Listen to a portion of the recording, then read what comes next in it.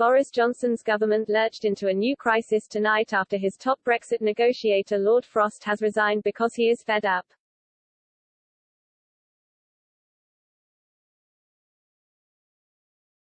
Lord Frost is reported to have offered his resignation last week but persuaded to stay on until January.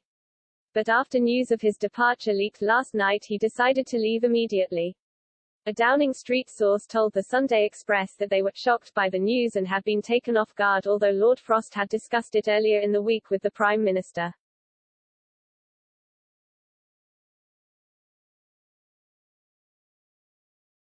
A source said, basically Lord Frost, is fed up. He feels that he has taken Brexit as far as he can after working on it for 2 years.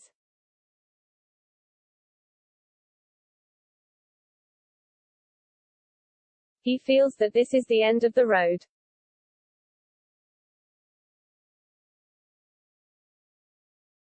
The Cabinet Office minister who negotiated the Brexit deal and is leading the talks on the controversial Northern Ireland Protocol is said by allies to be disillusioned with the direction of the government, according to an ally.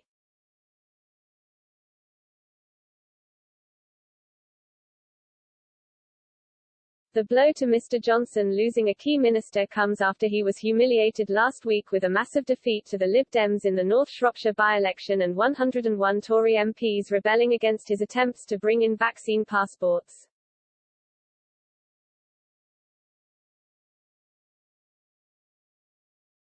It comes as major donors have told the Sunday Express that they are pulling funding from the Conservative Party until Mr. Johnson quits as Prime Minister.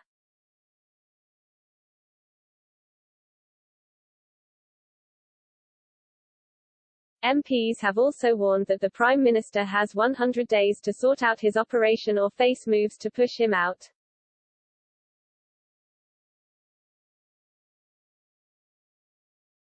The final straw for Lord Frost, according to a colleague, was the introduction of Plan B going against the promise of irreversible unlocking in dealing with COVID.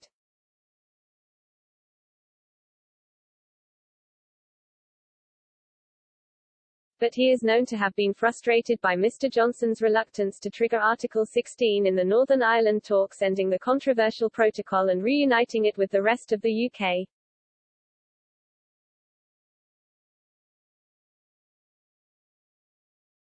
He was also said to be one of the ministers who vehemently disagreed with tax rises brought in by Rishi Sunak, particularly the care tax adding to national insurance, which broke an election commitment not to raise taxes.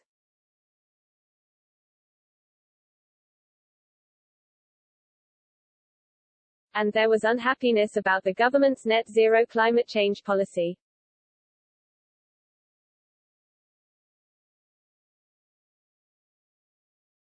Conservative MP Andrew Bridgen said, "This is a body blow to the PM and the government and any true Conservative. Lord Frost's concerns are exactly the same as many backbenchers, and after this week's by-election it appears also the former Conservative voters in North Shropshire."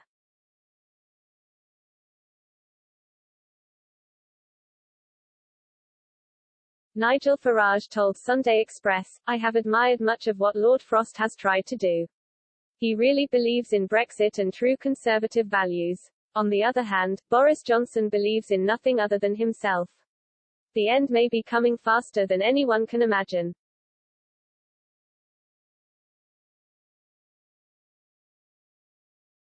Conservative MP Andrew Bridgen said, "This is a body blow to the PM and the government and any true Conservative. Lord Frost's concerns are exactly the same as many backbenchers, and after this week's by-election it appears also the former Conservative voters in North Shropshire."